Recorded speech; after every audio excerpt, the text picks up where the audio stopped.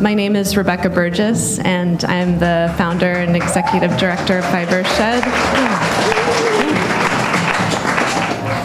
That's very kind, thank you. This particular symposium, I'm very pleased and honored. I'm always honored to be in a room that every year you come out in droves. I know not everyone's here yet, but we consistently sell this event out. We consistently find so much value in your participation with all of the agrarian, farm, ranch, artisan community who is selling at this event. It's such a great community experience for us to share material culture, our stories, our narrative. And this year, the theme, Partnerships That Elevate, which we'll bring up in just a moment, is based on a lot of conversations that our team has been having, our growing team. There's new members of the team you'll meet today. Nick Wenner, Molly Ocean, our two new members of the Fibershed team, for instance, Marisol Valez was here last year, but she's now in her second year with the team. Partnerships That Elevate has been this theme. It's the cultural social side of the work to deal with what we all as a community and a global community, a local and global community are facing. And I have found inspiration with these two women. If you don't know Phyllis Faber and Ellen Strauss, as you drove here today, you came over hill and dale that were open grasslands studded with coyote brush, Douglas fir, sticky monkey flower, Artemisia californica, toyon, coffeeberry, all of these incredible open landscapes that probably allowed you to breathe a little more deeply, unless maybe you were late, you were rushing. But this open landscape we can attribute in large part to the efforts of the partnership of these two women, who, after the national park was solidified, I believe it was 1962, farmland in Marin County started to go up for sale because the pressure to develop it surrounding this conserved land area was great. And so Ellen Strauss, a woman, dairy woman from the Tamaulipas Bay area, Phyllis Faber, a wetlands biologist from East Marin, at the time formed what was considered an unlikely partnership to create the first agricultural land trust in the United States. So by 1980, they had started, and today 56,000 acres of agricultural land is still in agricultural production due to the partnership of these women. So we sit here today enjoying the space and the bucolic nature of this landscape because of this partnership. So at this point in our history, we are having to look, like Phyllis and Ellen did, at the landscape level. We're having to understand that our work today, as Fibershed has focused on for so many years, is to repair both the soil, but also the social fabric that underpins our ability to repair that soil. And speaking of soil, you might have seen that in 2019, there has already been $10 billion worth of flooding in the Midwest, the loss of whole farms and ranches due to erosion. The Mississippi saw the longest flood in recorded history, and all told in the US, 14 million people have been affected by floods, and 19 million acres of our farmland went unplanted this year, caused by a cyclone bomb, as it was coined, that dropped historic levels of precipitation in a very short amount of time. And here in California, just 3 weeks ago, I was at a livestock conservancy meeting with some people in this room, and we got an emergency alert that we needed to evacuate. 190,000 people were told to evacuate for a fire that eventually consumed 6,000 acres. And 4,000 firefighters came from across the West to keep it from jumping across the 101. As I crossed the 101, by 1 o'clock, after the evacuation orders had been given, the whole entire freeway was a parking lot, and there were sheep and goats and alpaca and kids and people with their heads sticking out of their vehicles. Some people didn't have livestock trailers. It was amazing and frightening to see that even trying to move that many people safely became such a stress point. And the next Sunday, I sat out at a park bench across the road and had a brick maiden pastry with no electricity, but the business tried to stay going. A woman sat next to me and said that her neighbor was in hospice care and had to leave her home while on her deathbed. And the stories go on and on like that. That we're at this time where we have these crises that are affecting us in so many nuanced and deep ways. And so the work really is to solve for this. How do we bring our emissions down, and how do we amp up the ability of the soil to take in carbon? And again, the work we bring to you every year is focused on this. 11,000 climate scientists from 153 countries have warned of untold human suffering that is unavoidable without huge shifts in the way that we live. So today, through conversation and presentation format, you are going to hear about those who are partnering to advance the scaling of the restoration of our working landscapes. Because when you look at this graph, the blue line is the emissions reduction, and the pale beige line is the line that shows what our soils can do to absorb CO2. But when we start to actually restore working landscapes and rural communities, and we condense the time in which we are transporting goods and services, because we actually ramp up our rural communities, we are able to have these lines actually synthesize, and I'll show you what this means. We worked with Marcia Delange, a lot of people of you have seen this, but when we actually start making clothing locally from restored working landscapes, and this goes for food, medicine, all material culture, when you start actually regionalizing the supply chain, what you start to see is that if you put working communities near where they work, and they don't have to commute long distances, and you actually put compost out on the landscape and graze those systems with sheep, use that material in a renewable energy powered system, you can make clothing with a net negative impact. And we've known this for some time, and it's always been a North Star of Fibershed's work to actually create material culture with a net negative impact. And we do this starting with the soil. But what's so important to understand is that we're starting to do a mapping, and this is Oakland's greenhouse gas emissions reporting to show that direct emissions in our cities, if you just look at the direct emissions, you start to see that on this pie chart on the left, transportation and land use are 51% of the direct emissions of Oakland. But when you start to shift your lens and you look at what are the people in Oakland consuming, you start to see that the transportation and land use part of the pie shrinks, and the materials use and waste becomes the lion's share. How we're consuming and what we're consuming in our communities is the lion's share. It's 35% more emissions than the direct emissions from our transportation and land use practice.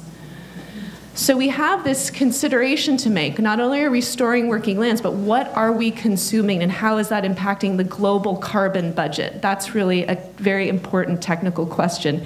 And here is how these new Bay Area air quality management was starting to organize.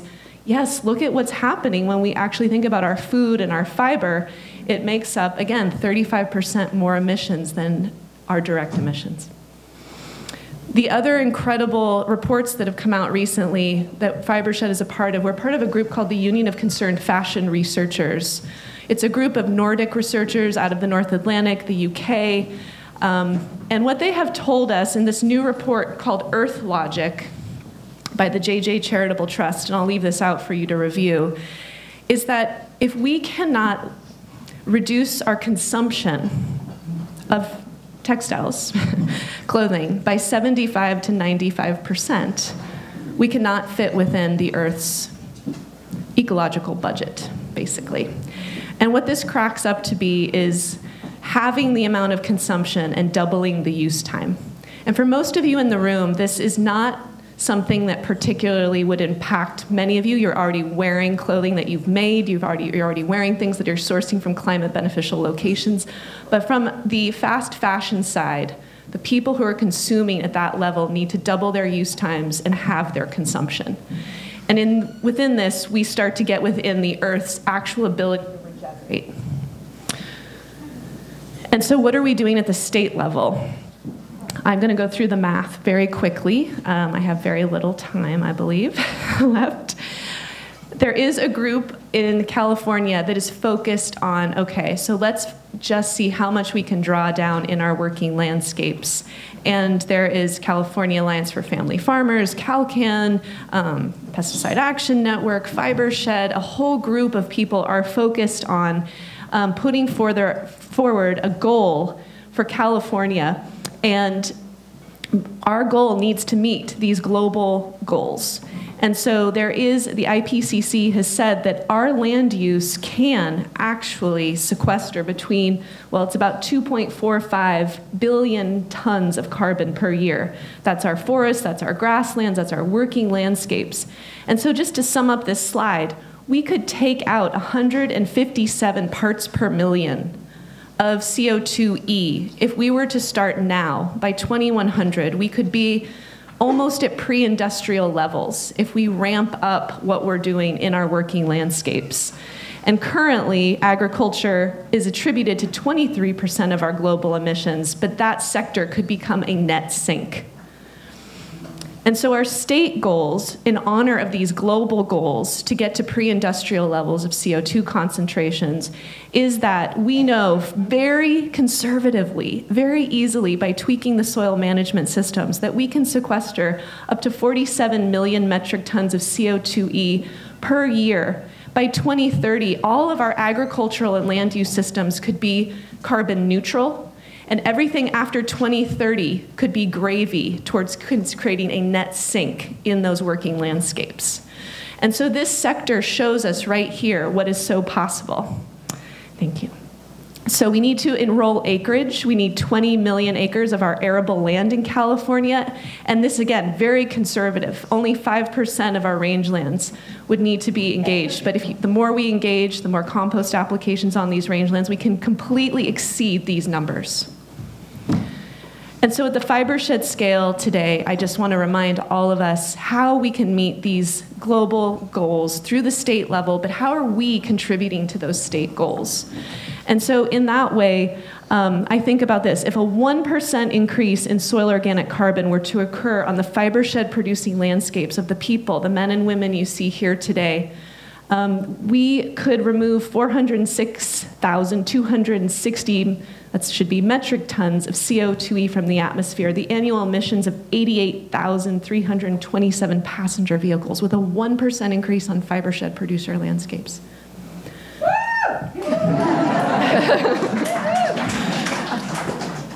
So look for this. Look for those that are doing the work to put compost on the landscape, to replant their shelter belts, to riparian corridor restore, to all of these amazing practices. And this is the little cycle graphic you would be looking for on tags when you're out today, and ask people, how they're engaging with this work. And another just co-benefit of our work that we addressed last year, this year Fibershed producers grazed at minimum, this is the amount of people who responded to me in time for this presentation, 1,000 acres of land was grazed for fuel load reduction. This is a number from Chaos Sheep Outfit and Paige Lynn Trotter of Sweetgrass Grazing. There's plenty more contract grazers doing this good work. So the ancillary benefit of adaptive managed grazing is that we're reducing the fuel load and changing the risk factor that I started this presentation with. So just to remind ourselves, again, to kind of bring together the consumption piece that's so important that we change, plus the working landscape drawdown, this synthesization of these two components is what solves these pending situations. And just to remind ourselves, there's 3 million pounds of wool still being produced in California every year. Less than 0.3% of it is being processed within the state. 250 million pounds of cotton is being produced every year in California. None of it is being processed within the state. None. There are no systems for processing flax, hemp, nettle, or other bast fibers. None. Except all by hand, which is lovely, and you can see it modeled here today. Currently, we do not have these means of production in the state, so that idea of bringing our consumption, that 35% of greater consumption, or whatever, 35% greater emissions than our direct emissions rate for Oakland, if we can reduce this consumption rate, it's going to be very contingent on us having the means of production in the state. So you can consume grown, sewn, woven here. Very important to the whole systems approach to the carbon budget. So, 0 minutes left. All right, to secure our second skin, I just want to point out that right now, Californians are importing 840 million pounds, of natural fiber clothing. And if you start to look at what the Union of Concerned Fashion Researchers said, if we have our consumption and we double our use time, we're actually already growing enough just with the low-hanging fruits. And this fish is eating a low-hanging fruit berry behind this picture, just to show you what a low-hanging fruit really looks like. We've got it made, we don't even need more, and that's the thing. The materials conversation, the sustainability conversation in textiles continues to be, we need more fiber. We don't need more fiber, we need to process what we have. And we need to restore the working landscapes from which those fibers come. So regionalizing grown, sewn, and edible textile and food cultures that repair and regenerate our social fabric and our soil is the work at hand, is the work we will do today. So I think I got in there at 15 minutes. Thank you, everyone.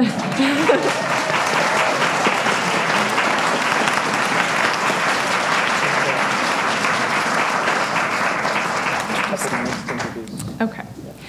So I'd like to, on the notion of how we organize these days, they are from soil to skin. The day travels through these subjects. So we're starting with the soil. And I am so very honored to be introducing Dr. David Johnson today. He is a molecular biologist. He conducts research as an adjunct professor at the Center for Regenerative Agriculture and Resilient Systems at California State University, Chico.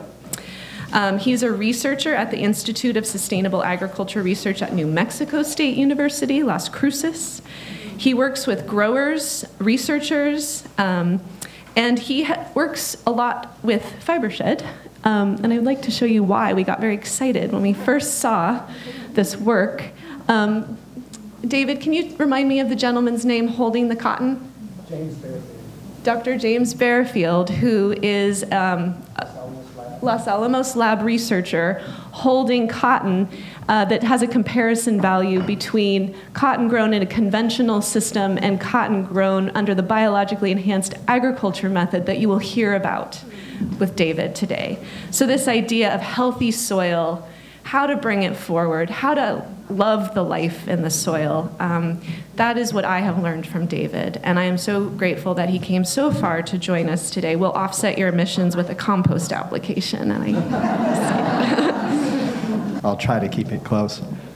Partnerships that elevate. That's what this is all about. And it has been for the last 4.2 billion years, as you'll find out. And great to see this group. What a diverse group of people with clothing, different clothing. This is amazing.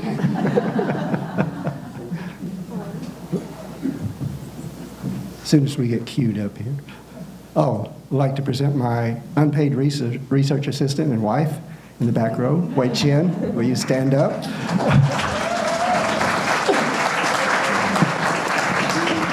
Without her, this research would have not have happened. I can tell you that. Are we good? You might have to go in to that. There.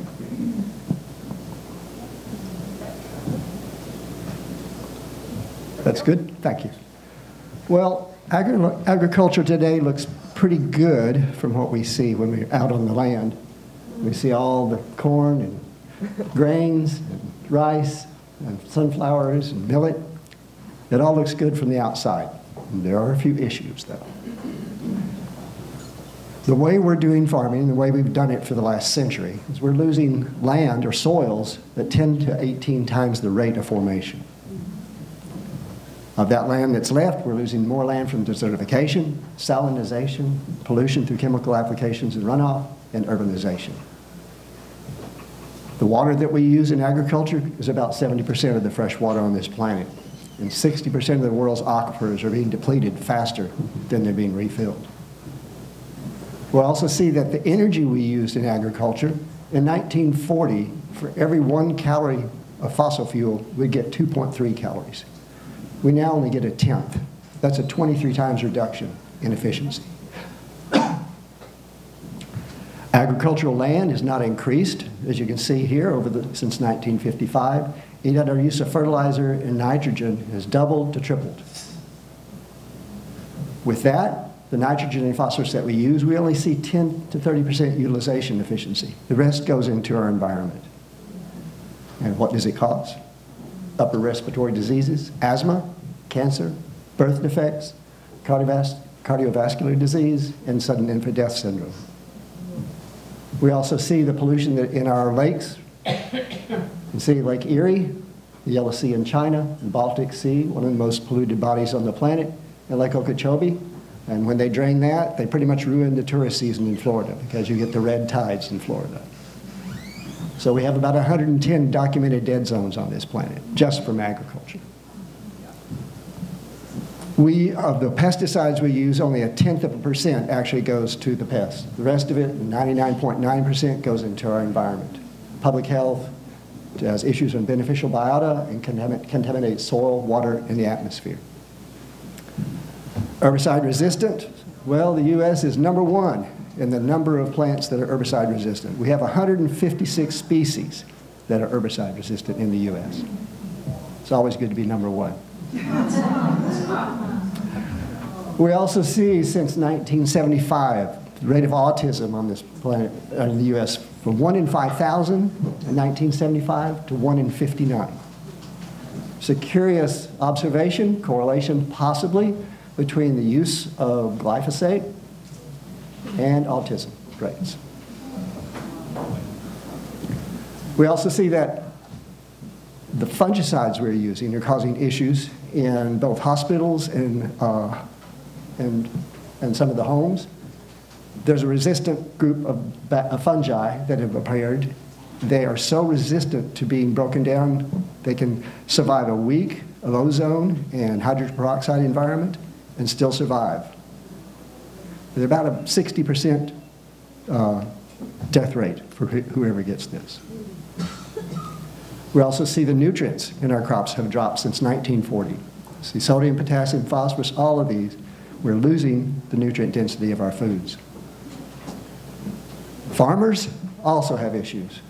Farm cash income since 1960 has not changed. And yet their debt has increased 14 times. Their leverage is the same as it was in 1978, and they've had a 3 times decrease in return on invested capital. This is not a business model that will survive. Something has to change on this. We also see this system is getting a little weaker. You have this potential for unexpected collapses of systems.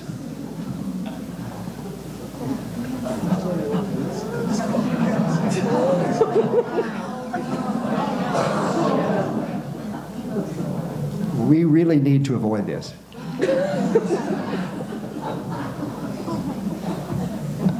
So we have challenges ahead. We need to produce higher quality and more nutrient-dense food on declining land area, using less water, fewer energy and natural resources, do all this under difficult economic circumstances, with soils and ecosystems that are being continually degraded, and in a system that is getting more unstable. We will not do this by changing what we have now. We've had over a century of this system. We've had research for a century on this. We're going to have a different model, something that will make that model obsolete. So let's go back to the beginning. Life on this planet has survived for 2 things. They've increased system biodiversity, and they've improved the efficiency of the capture, storage, and utilization of energy on this planet. The last 4.2 billion years, you can see the different water. Oops. Water hit this planet about 4.2 billion years ago. Bacteria, soon after. We see the first novel adaptation, photosynthesis. This happened to be anoxygenic photosynthesis, appear about 3.8 billion years ago. Nitrogen fixation, oxygenic photosynthesis gives rise to an oxygen-rich atmosphere. Eukaryotes, or fungi, came onto the scene. Ozone layer built up, enabling multicellular life. Mitochondria evolved right about here, allowing about a 16 times increase in the efficiency of the energy use on this planet. First single-celled animals, land plants about 700 million years ago. Glomera micata, it's a fungi that associates with plants and works with the plant to gather nutrients in exchange for photosynthetic energy. And then us. We just got here. We are enjoying everything that came before us. And much of our metabolism has come from the novel adaptations of all these organisms before us. We can see over the last 600 million years ago some of the changes on this planet. Excuse me. Atmospheric CO2 has been as much as 7,000 parts per million, dropped down now to about 400 parts per million in our era. Oxygen has gone up and down through this whole series. We're about 20% now. Our temperatures on this planet have been up to about 27 degrees C. We're now at about 14. All these different extinction events have also had an impact on this planet. They've been very instrumental in what evolved. Yeah, we're not going to make it. We're going to throw you out. I'm just the messenger. Okay. Yeah, we're on the way out. You'll remember that, okay? First land plants, as I said, 700 million years ago. Cambrian explosion. All the coral and shelled animals dropped that atmospheric CO2 significantly. Glomeraceae, the fungi, came along there. We had lignin and vascular plants develop in this area. You can see another drop. Coral reefs, 8-meter tall fungi here started the Carboniferous period. Roots, leaves, and seeds developed. This allowed plants to colonize the planet. You can see coal seam development, significant coal seam development because of one or two reasons. One of them was there was no lignin-degrading microbes. So this organic matter just built up and built up.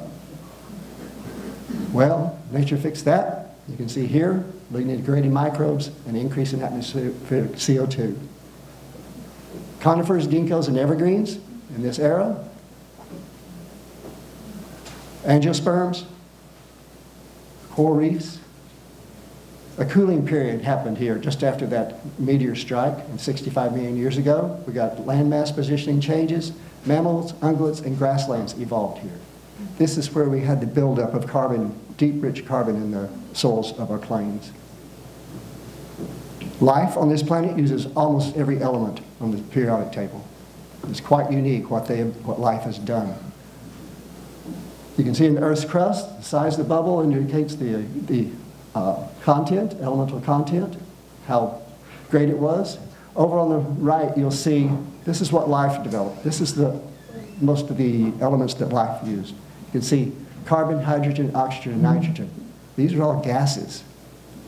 We are 97% gas. My wife says I'm more.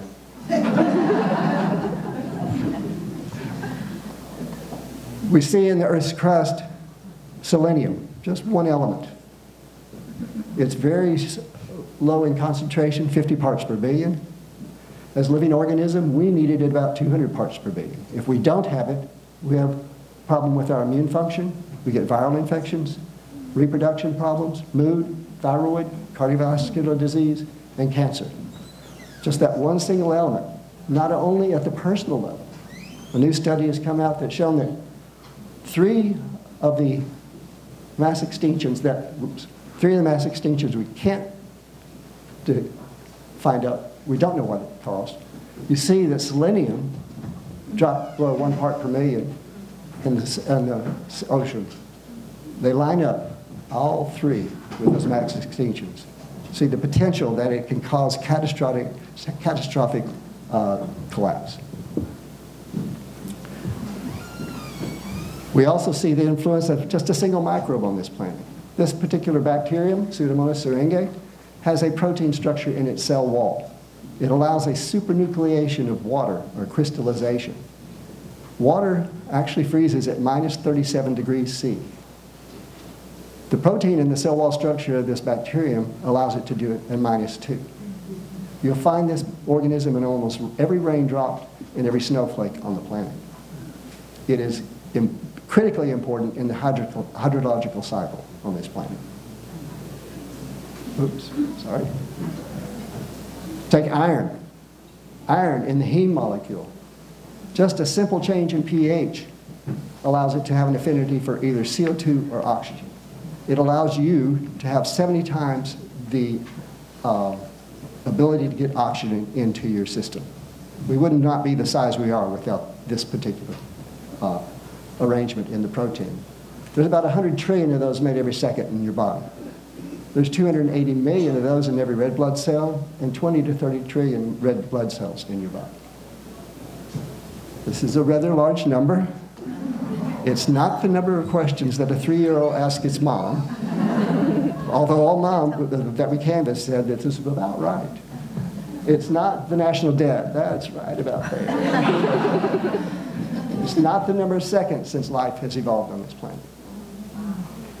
It's not the number of sand particles in all the beaches of the world or all the stars in the known universe. It is, however, the number of biochemical reactions that go on in your body every second. You are busy. So microbes are the backbone of every organism and ecosystem on this planet. You have about 10 trillion human cells. You have 90 trillion microbial cells. And let's not forget the viruses. You have 1 quadrillion resident viruses on your body. And you depend on all these. You have about 20,000 human genes. You have 2 to 20 million microbial genes. What do they do for you? Everything. Food digestion, nutrient generation, vitamin synthesis that you can't get in your diet. They detoxify carcinogens, cell renewal, control your appetites and cravings. They comprise what we used to think was 60% of our immune system, now we think it's more than 80. It might be even more than that. They turn on and off genes in your body to regulate brain development, anxiety, depression, autism, arthritis, and emotional behavior. What happens when these communities get disrupted through administrative antibiotics or diet-related issues? Anybody recognize anything in there? Our society is rife with these problems. But there's hope. We see multiple sclerosis, type 1 diabetes, asthma, and Crohn's disease all significantly increased since 1950. Crohn's disease, people can suffer for years with this. They can have resections of their intestines. Many people die from this. And yet they found out that if you come in with a single fecal matter transplant from a healthy donor, some of these people that have suffered for years can be cured in 24 hours. Looking at diet-induced differences, we see that people in Tanzania and Malawi have much more diversity than people in the US do. We've also seen some experiments where they've come in and they've taken mice and removed fiber from their diet. So generation after generation after generation, you see this loss of diversity in the stomach microbiome. Okay, just bring the fiber back in. Generation after generation, still it won't come back because they've had extinction events in the microbiomes. You come back with a fecal matter transplant, immediately it's back operating. So, we know that we've pretty much destroyed the soils in agriculture. Can we possibly bring in a healthy microbial community and turn these soils around? Hopefully we can show you that we can. You need a little bit of primer here. This is the way nature works. She moves from a bacterial dominant soil to a fungal dominant soil as she goes from bare soil parent material up to a climax conifer and old growth forest. Each step along the way, you see there's increases in net primary productivity in this system from 90 grams of dry biomass per square meter up to 2,200. all as you move from bacterial dominant to fungal dominant. This is a bacterial dominant soil. This is a rice field in California. You can see layer by layer by layer, each one of those little things moving around is a microbe. This is what a healthy soil would look like. You'd have your bacteria here. These are organic matter with fungal mats on them. This is the Muir redwood forest. As you can see, very few bacteria, but high fungal matter. Fungi, so critical. This is what we've lost in this system. This is a real-time shock of what happens in the soil on a fungi. It is transportation, logistics, and communication. You see the bacteria swimming along that film of water along the fungal thread. And inside, the transport of nutrients both ways. So, we are here. We are bacterial dominant, and what do we grow well? Weeds. Weeds are a misnomer. They have a purpose. They're there to bring that soil along. Where we need to be is right about in here. But we need to understand to stay on that part, to get to that part of the ladder and to stay there, it takes disturbance. Agriculture is controlled disturbance. And these are the guys that did it on the Great Plains, the bison. They were kept in tight herds by the predators. They would only be allowed to forage about 40% of what was there. They would be moved on. They would deposit their dung. The dung would be rolled into little balls by the dung beetles, placed in underground, and it would basically compost in place. These organisms also left saliva, and just the action of them chewing the grasses stimulates plant growth. But leaving 60% allowed this system to recover faster and build up year after year after year to the deep soil carbon. Well, not everybody can employ bison in their field, so my wife and I, my trusted research assistant, unpaid by the way, helped me develop a composting process. It's a static process that ends up with a fungal dominant compost, very biologically diverse. This is looking at what the structure looks like. It looks like a paste when it's done. This is 1 year. I'll show you why here, the maturity, what the changes in the diversity of the system as we go. Looking at the composting process from 160 degrees down to 60, you see the ebb and flow of different bacterial phyla. Some start strong, end up very small. Some reverse, some go both ways. This is compost made in this system a decade apart. This top one is dairy manure, wood chips, and yard trash. This one is all leaves. And yet, a decade apart, there's a striking similarity in the structure of this system. It's more the process than the materials you use in it. This is 4 weeks, the bacterial species diversity in the top 80%. This is 22 weeks. Most people say, my compost is done, it's ready to use. Well, it looks pretty good. This is at 1 year. You get a quadrupling in diversity in the top 80% of these systems, if you allow it to mature. And maturity is important. It's important in wines, it's important in breads. There's a hint here that nature's giving us. Well, we had to take this compost and see how did it compare to other compost in our area. And here you can see we had 8 other composts. The bars represent the growth. And these are our 2 right here. One of them we had in the greenhouse 4 months to starting this experiment, water daily to flow through, just to see, is this nutrients or not? Did we leach all this benefit out? You can see we didn't. It actually performed better. Compared to the others, of course, agriculture, the Trinity, M, P, and K. Surely these have to correlate to plant growth. And see, nitrogen didn't, phosphorus didn't, potassium didn't. We think organic matter, that's got to be it. No, it's important, but that's not what correlated to plant growth. What did correlate is fungal to bacterial ratio. So we pursued another experiment to look and say, okay, let's control all that and see what it looks like. This is the flow of carbon into these different partitions, either into the plant root, shoot, fruit, new soil carbon, respiration carbon, or carbon that goes into nitrogen fixation. You can see in a bacterial-dominant, low-carbon system, only 3% of the energy went into that plant. The rest of it was pumped into the ground to change that environment so that plant could grow. In a fungal-dominant, high-carbon system, 56% of that carbon flowed to the plant. We are right here in agriculture. We are about 11% efficient. We should be able to improve our productivity 5 times. So let's go to the real world. What I'm talking about is a biologically enhanced agricultural management system, BEAM. And emphasis on management, biology is 2%, the management is 98%. Looking at the net primary productivity of some of the systems, cultivated land here is at about 600 grams of dry biomass per square meter.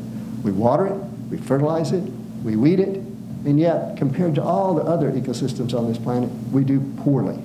Compared to your tropical rainforest at 2200, we're seeing with a biologically enhanced agricultural management approach, we can do 2200. With an advanced one, we're seeing 3200. Half again more than the most productive ecosystem on the planet with the right biology and the right management. We started out at 400 pounds per acre. It's a dusting. It's not a nutrient amendment. It's a microbial inocula that we're putting out. This is from after 1 year of application of BEAM compared to our control. We had an increase from 50 grams to 250 grams. That's still terrible, but after a year, it's pretty good. Year 7, we're looking at 1,141 grams. That's a 5 times increase from after our first year. So, and now this crop grows 4 feet tall. So year after year after year, these systems improve in productivity. This is the summer cover crop after that. It's a mixture of black oilseed sunflower and about 4 other species. You see in July 21st, it was about 5 foot tall. 17 days later, it was over 7 feet tall. Suspania, it's a crop we grow. The first season, it was 4 feet. The second season, it was 6 feet. And the final season, it was 12 feet. We could see the change in the dynamics of how these plants grow with the biology. And I applied the biology once. This is just management after that with cover crops. This is a desert plot that we did. The first year that on this one, we hauled everything off. We cut the crop, hauled it off just to see how much we could tax the biology. The first try on this was 800 grams of dry biomass per square meter. This is the second season, and this is the third at 2,190. This is a crop that grows in 10 weeks in early spring, from the middle of February to the end of April. That left us the rest of the year to grow more. Notice that is as much as the most productive ecosystem on the planet. Oops. This is what it looked like year after year, changing. We started out at 492 grams in our control just with cover crops, and we ended up at 3,200. A 5 times increase in net primary productivity in this system, in something where you're extracting everything. This is a metagenomic analysis looking at that desert soil that we planted that on, our control and our compost treated. We saw about 193 species come to the top and be significant as far as what they were doing. These are some of the processes. Nitrogen fixation, both free living and symbiotic. Nitrogen cycling and carbon cycling, critical in this system that all this cycles. That's that energy flow. We can't have a static system. Metal oxidation, phosphorus solubilization, antibiotic and antimicrobial production, biofilm, and quorum. These are your elegant relationships that you're going to develop. And phytohormone production. We see free living and symbiotic nitrogen-fixing bacteria, about 21 species. Nitrogen cycling, 13. Carbon cycling, about 25. Metal oxidation. We see about 14 of those. Iron, manganese, chromium, boron, again, gold. There's a lot of elements that these microbes can free up from the soil parent material for this system. Phosphorus solubilization.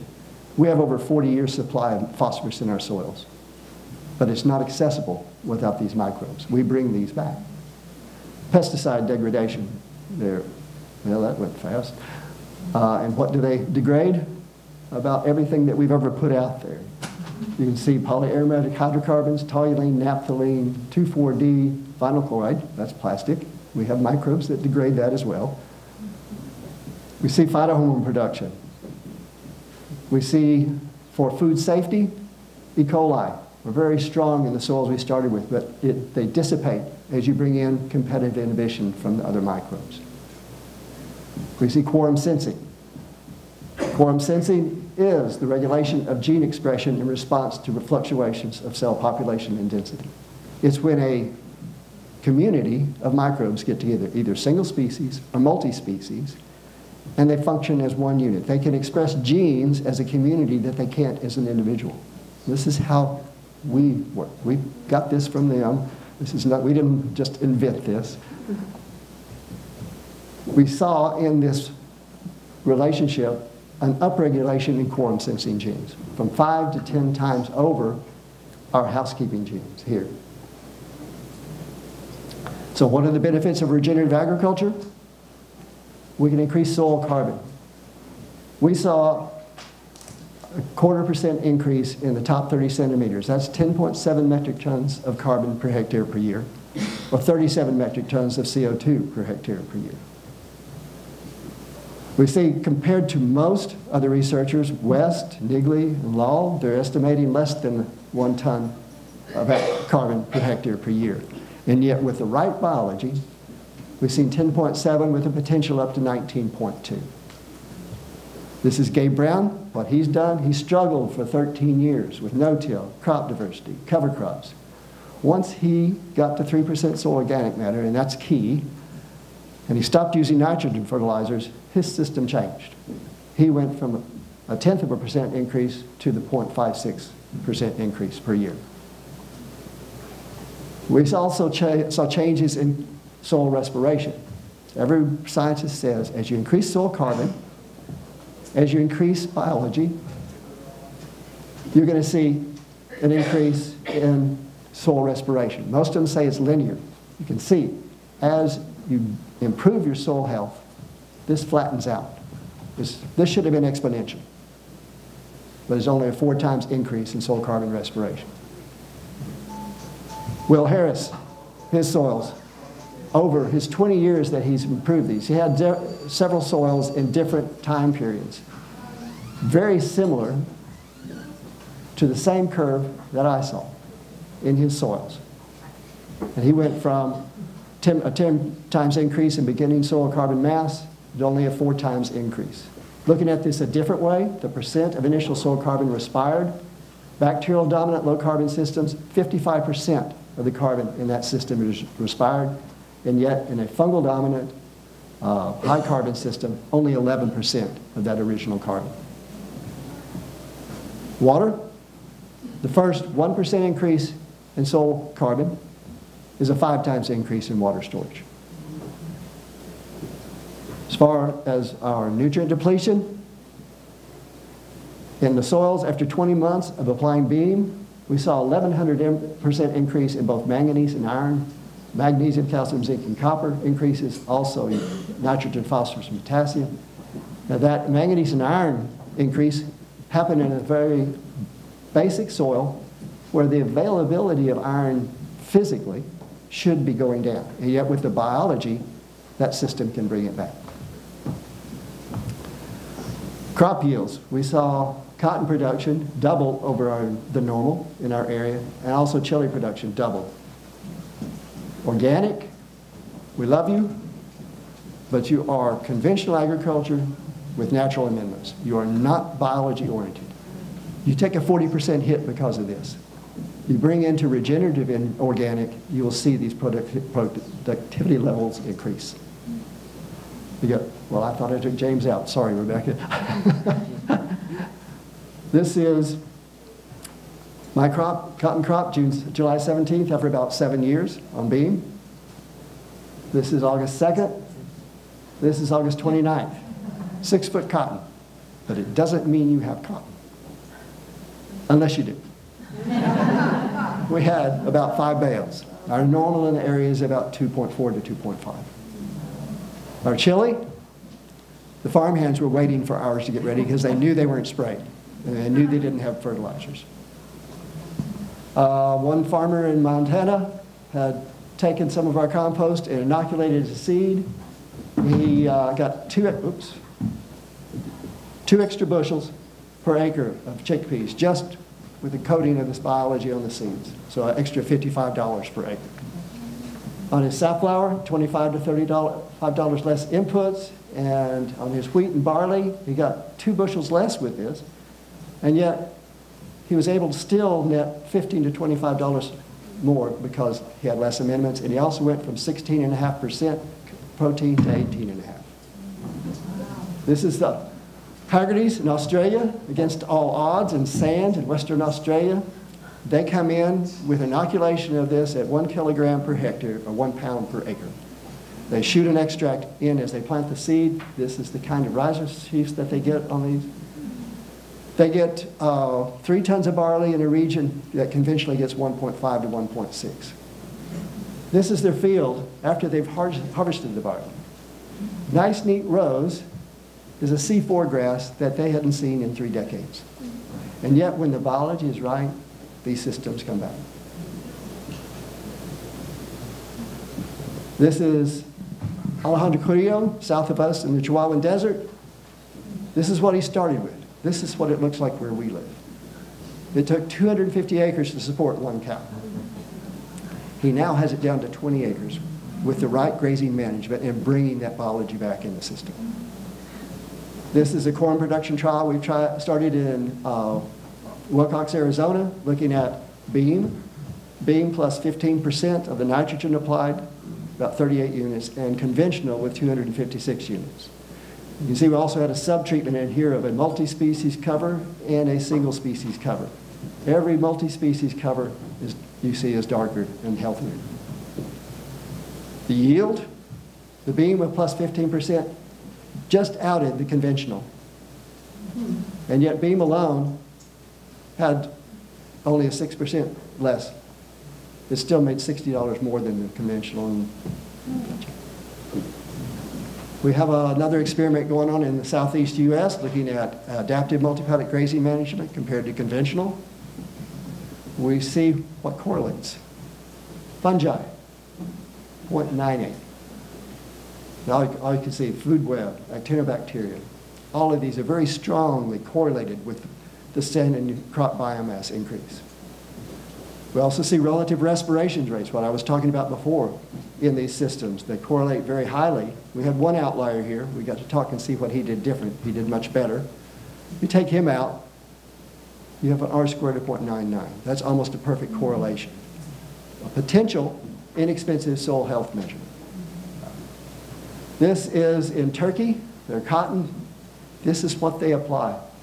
Look at all the herbicides and pesticides over here. They have 26 passes on that field. We are trying to bring them along to regenerative, looking at growing cotton like this, without the herbicides, without the pesticides, without the fertilizers. So this is them getting started. We'll see how they do. We can meet the challenges we have. We can rebuild degraded soils and increase soil fertility. We can also produce more nutrient-dense food and forage. We can use less water to grow crops by increasing both plant water use efficiency and soil water storage. We can reduce energy use by allowing nature to extract or fix the essential elements. We can reduce both agrochemical pollution and atmospheric CO2 at the same time. And we can improve productivity and profitability for farmers. The most important thing is that is what will drive this. They have to be able to make a living. Why should we pursue this?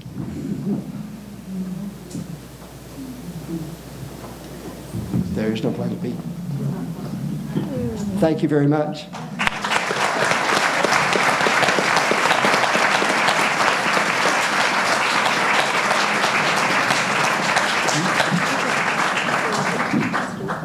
Sure.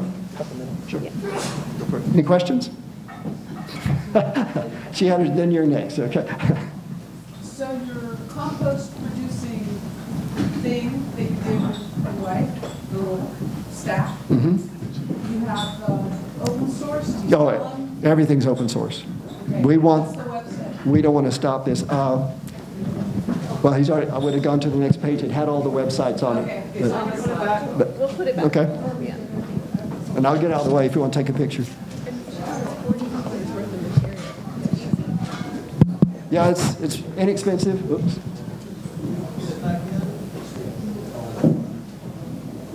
Oops. Are you going to go? Are you going to do it manually, or do you want me to? You can do it. I just want to get back into the stroller. Which slide number? That's the very last one. Page 2. Yes, ma'am. Are there any native Western C4 worms using grasses in the United States? Or if we were to try to, use C4 grasses like we should, is there anything in Australia? The seed bank is there. The sea bank is there. I didn't show Nancy Ranney's work in central New Mexico, but she's been doing this a decade. And she's gone from 4 species of grasses to 45. And a lot of these are winter grasses, grasses that they hadn't seen for decades. But you get the biology right in these systems with the cow. The cows are implementing this for you. If you don't have cows, the inoculation does seem to help. But these systems are still resilient enough to come back if you allow them. Yes, ma'am. Is a sheep or a fiber goat as equivalent as a cow in the restoration process? They're all part of the system. You need them in different phases. And Will Harris, if you've seen 100,000 Beating Hearts, Peter Vick's video, great. Oh, you should go see that one. He's implementing all the different grazing animals in his. So yeah, every organism that has evolved on this planet is critical to the survival of this planet. Mm-hmm. Thank you. Yes, ma'am? Last question, sorry. I understand we don't have a planet B, but what is the hope that people in Turkey will take on the plan of what you suggested with the cotton? I see more interest on them than a lot of people in the U.S. That's critical. This comes to such a point Right. that they're not making any profit the way they're doing this. So they've got to change to something, and this is a viable way. Everybody that's implemented this, either in grazing or in farming, they said they'll never go back. There's nothing to go back to. It's a broken system is what we're working with now. Let me grab one more back here. You can pass it back. I think she can speak loud now. So for your desert plot, can you talk a little bit about, I've missed which crop it was you had on that, but in terms of, you mentioned you were able to harvest it within a very short period of time and could do multiple harvests per year, but what about water use? Can you go into that a little bit? Okay. As far as water, that was not a variable in my experimentation. Fair. We all know plants aren't going to grow without water. However, when you look at this, when you get the water, you want a system that's efficient that can use it, right? So you use it to get the most photosynthetic capacity out of the system. Alejandro only gets 7 inches of rain a year, and yet he's completely changed the dynamics of that system. He's making more beneficial use of the water he gets. And there's also, if you look at some of the research on the how water buildup on that rabbit fence in Australia, some of the pictures you'll see, not until you get to that natural area do you see cloud buildup. Remember that one organism I was talking about, the bacterium, Pseudomonas syringae? That's involved in that. It gets kicked up into the air. Its sole food source is methane. So these organisms are pulling methane out of the atmosphere as well. There's so many things going on here that we have no clue. Methanotrophs in our soils. In a healthy system, you have a lot of methanotrophs. So you constantly have any methane molecule that's close to the surface being pulled in and utilized as energy. So you get that diffusion of methane towards the soil. There's a lot of things going on here as far as carbon credits and removing CO2 from the atmosphere that we don't really give credit. It's an elegant system if we'd let it. We should? Okay, sorry. Thank you.